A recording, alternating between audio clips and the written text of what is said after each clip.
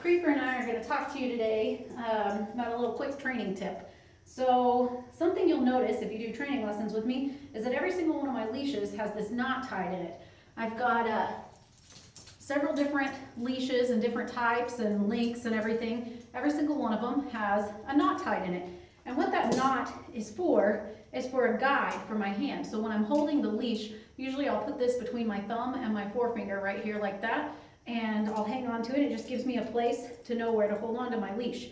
So anytime you're doing any kind of behavior modification, or if you're doing structured walking with your dogs, or just teaching your dog how to heel, where you hold on to the leash has a lot to do with your success in training your dog. If I'm holding him way back here and he's got this much room to wander around, that's great if he's going out to go potty.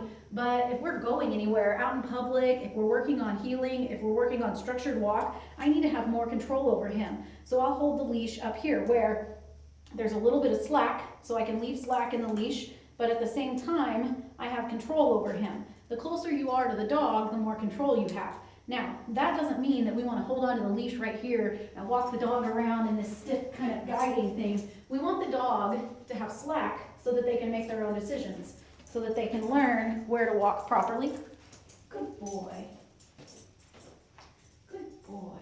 But at the same time, I also don't want to just give him all this room to kind of wander off and do whatever he wants. You see how far he can get away from me here?